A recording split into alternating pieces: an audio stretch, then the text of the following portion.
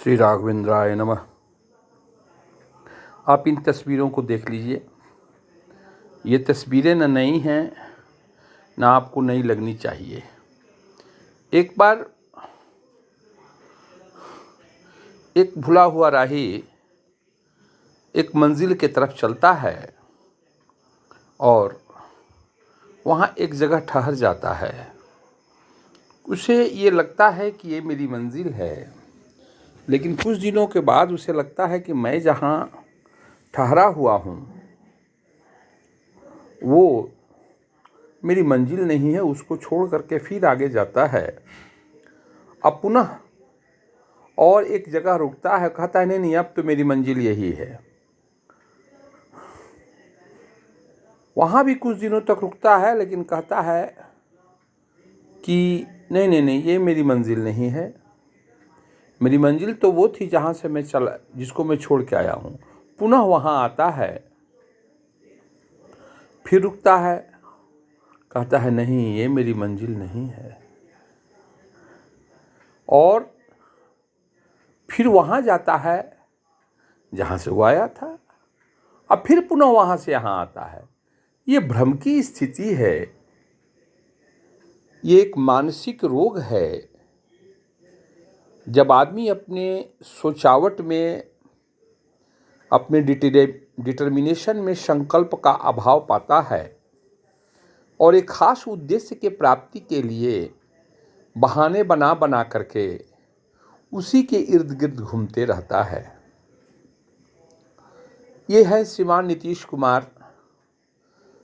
17 सालों से ये बिहार के मुख्यमंत्री हैं। पहले तो लालू जी के साथ थे, फिर अलग हुए,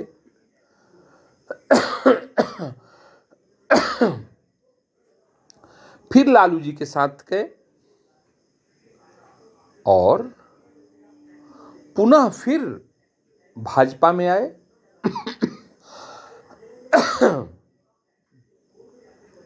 भाजपा से पुनः आरजेडी में गए।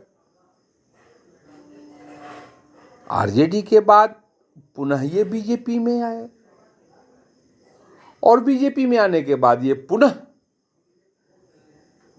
अब तो लालू जी बीमार हो गए, अब तेजस्वी जी के साथ शपथ ग्रहण समारोह कर रहे हैं। इनका यह 8वीं बार शपथ ग्रहण है। ये दूसरी बार तेजस्वी यादव के पास साथ है। छूट गई इसमें व्यक्ति की विश्वसनीयता। लोग कहते हैं कि प्राण जाई पर वचन न जाई का सिद्धांत हम अपनाते हैं।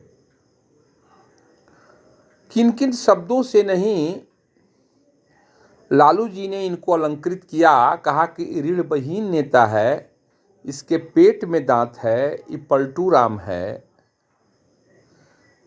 जदयू के लोगों ने भी तेजस्वी को, लालू यादव को कहा।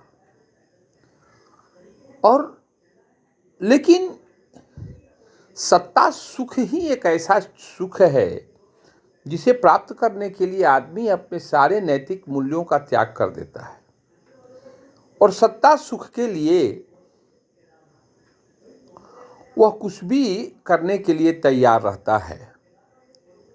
और श्रीमान नीतीश जी ने यही किया।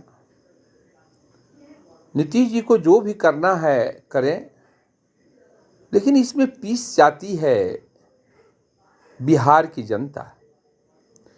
शराबबंदी का कानून आपने लाया मोतिहारी में, बिहार में कितने लोग मर गए जहरीली शराब पी करके, कितने लोग जेलों में हैं। और वो शराबबंदी लागू ही नहीं हुआ। राजस्व की हानि हुई सो हुई, जन और धन की भी हानि हुई, लेकिन जिद है कि मानता नहीं।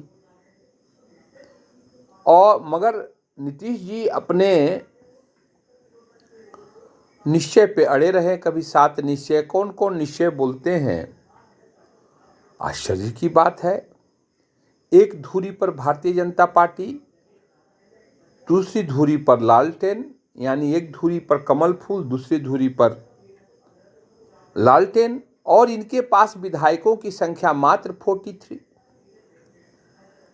इन्हीं आदतों से कभी 100 से ज़्यादा विधायक रखने वाले नीतीश जी अपने विधायकों की संख्या घटाते गए।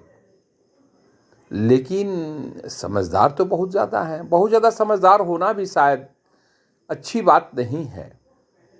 अपने विधायकों को लेकर के ये 43 हो गए, 43 हो गए। अब ये क्या चाहते हैं? अब ये चाहते हैं कि चाहे मेरी संख्या एक ही क्यों न हो, मैं मुख्यमंत्री बनूं। और आप देखेंगे अगस्त में हुआ ये शपथ ग्रहण कितने दिनों तक चलेगा ये तो कह पाना मुश्किल है। मैं कोई भविष्यवक्ता तो नहीं हूँ, लेकिन श्रीमान नीतीश जी को देखते हुए ऐसा मुझे लगता है कि ये कब पलटी मारेंगे इसका कोई अंदेशा नहीं है। श्रीमान तेजस्वी यादव ने भी इनको पलटू चाचा कहकर के संबोधित किया था। लालू जी तो पलटू राम कहते ही हैं। तो आप इस बीच में हाल ही में जैसे ही नीतीश और तेजस्वी ने